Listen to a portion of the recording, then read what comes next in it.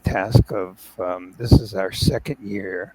The club is going to be running an Inclusive Education Summit. When is that summit? So we plan to do it on the 24th and 25th of October. The good thing is it's on Zoom, and the timing that we've picked up is the Eastern Daytime, which is working across the globe. It's very inclusive, let me put it that way.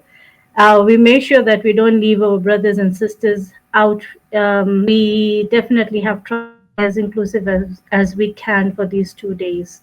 That is the 24th and 25th of October. What is the cost of the summit? There's no cost.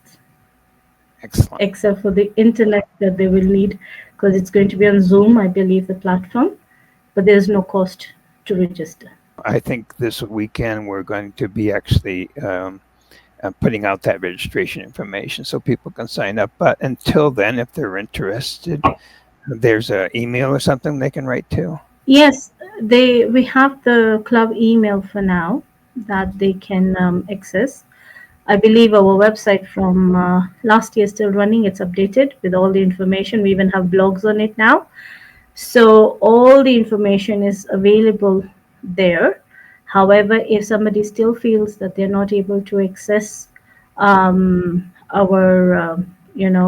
information, they can write to rotarywda@gmail.com. I believe it's on the screen, so everybody can take a note of that. Can you give us some feeling of what are the kind of topics that are going to be discussed there? So this is a bit of a unique summit.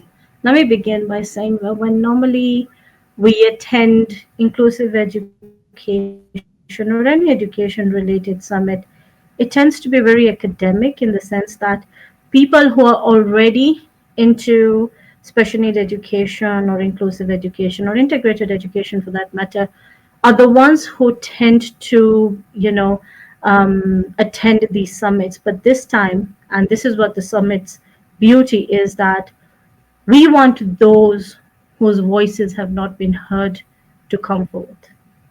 So we want them to be part and parcel of the summit as participants and as the guest speakers, the panelists from all over the world.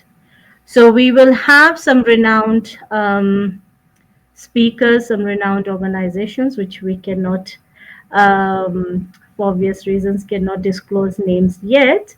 But very soon we will be through our social media and posters. So we will have world recognized organizations coming on board.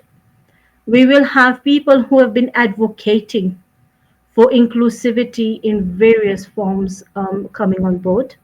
We will have people who have looked at inclusivity in a different perspective.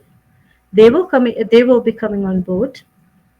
And what I love about the summit basically is that it bridges the gap between the Rotary world and the education world.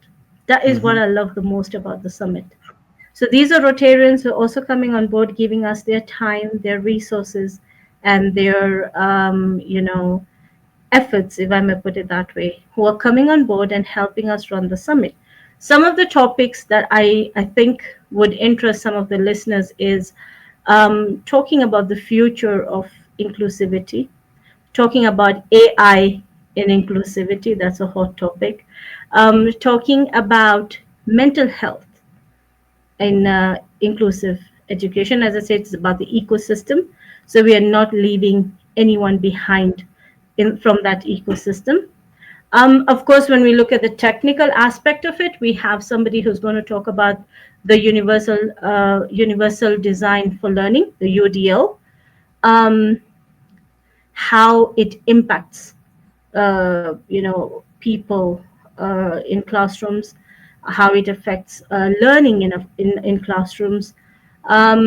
We will have people coming on board from various policy-making organizations who will have a roundtable discussion on how best we can include, children with disabilities in our organizations without making them feel, allow me to use the word alien, because a lot of the children tell us that Yes, we have been provided for, but we always feel we're too special. We don't Hmm. feel like we're part and parcel of the classroom because we have to go for certain, activities that does not include everybody.